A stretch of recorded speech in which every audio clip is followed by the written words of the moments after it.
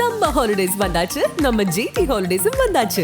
GT holidays, South India's #1 travel brand.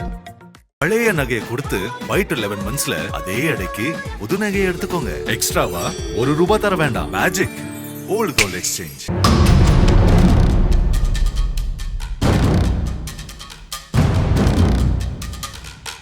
Vellore மாவட்டம் சின்ன அல்லாபுரம் அருகே உள்ள கே நகரைச் சேர்ந்தவர் சபீனா பானு. இவருக்கு 33 வயதாகிறது. சபீனாவுக்கு கடந்த சில ஆண்டுகளுக்கு முன்பு திருமணமான நிலையில் தனது கணவருடன் ஏற்பட்ட கருத்து வேறுபாடு காரணமாக அவரை விட்டு பிரிந்து தனியாக வாழ்ந்து வருகிறார். மேலும் தனது அன்றாட தேவைக்காக சபீனா சதுப்பேரியில் உள்ள தனியார் ஷூ கம்பெனியில் கடந்த 1.5 ஆண்டுகளாக வேலை செய்து வந்தார். அதே கம்பெனியில் வேலை செய்து வந்தவர் விருப்பாட்சிபுரத்தைச் சேர்ந்த 35 வயதான சுரேஷுக்கும் சபீனாவுக்கும் இடையே பழக்கம் ஏற்பட்டிருக்கிறது. இந்த பழக்கம் காலப்போக்கில் திருமணத்தை மீறிய உறவாக மாறி இருவரும் அடிக்கடி தனிமையில் சந்தித்து உல்லாசமாக இருந்து வந்தனர். அதே நேரம் இந்த தகாத உறவு விவகாரம் சபீனாவின் பெற்றோருக்கும் தெரியும் என்று கூறப்படுகிறது. இத்தகைய சூழலில் கடந்த 6 மாதங்களாக சுரேஷ் ஷூ கம்பெனிக்கு வேலைக்கு செல்லாத நிலையில் இந்த ஜோடிக்கு இடையே விரிசல் ஏற்பட்டிருக்கிறது. இது நீட்சியாக கடந்த 2 மாதங்களாக சபீனா பானு சுரேஷுடன் பேசுவதை நிறுத்திவிட்டதாக கூறப்படுகிறது. சுரேஷ் பலமுறை சபீனாவை தொடர்பு கொண்டும் அவர் பேச மறுத்ததாக தெரிகிறது.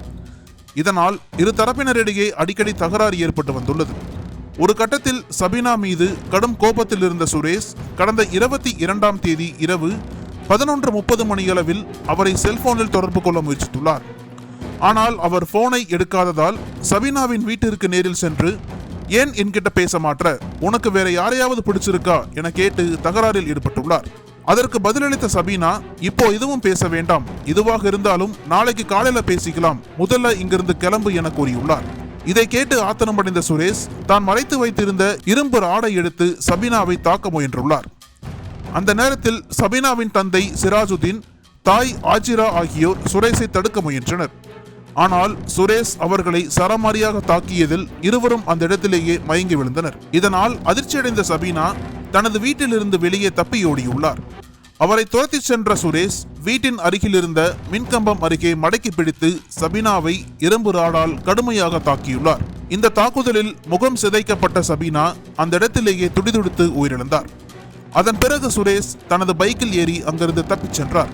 இந்த சம்பவம் குறித்து தகவல் அறிந்த பாகாயம் போலீசார் கொலை செய்யப்பட்ட சபீனாவின் உடலை மீட்டு பிரேத பரிசோதனைக்காக வேலூர் அரசு மருத்துவமனைக்கு அனுப்பி வைத்தனர். தொடர்ந்து சுரேஷின் செல்போனை வைத்து விருப்பாட்சிபுரத்தில் உள்ள அவரது வீட்டிற்கு சென்றனர். அங்கு தனது அறையில் சேலையால் தூக்கிட்ட நிலையில் சுரேஷ் சடலமாக கிடந்தார். தனது காதலி சபீனாவை கொலை செய்த பின்னர் வீட்டிற்கு திரும்பிய சுரேஷ் தூக்கிட்டு தற்கொலை செய்திருக்கலாம் என்று விசாரணையில் தெரிய வந்தது. இதையடுத்து இருவரின் சடலங்களையும் மீட்டு பிரேத பரிசோதனைக்காக வேலூர் அரசு மருத்துவக் கல்லூரி மருத்துவமனைக்கு போலீசார் அனுப்பி வைத்தனர். காயமடைந்து மயங்கிய நிலையில் கிடந்த சபீனா பானுவின் பெற்றோரை சிகிச்சைக்காக அங்குள்ள மருத்துவமனைக்கு அனுப்பி வைத்தனர்.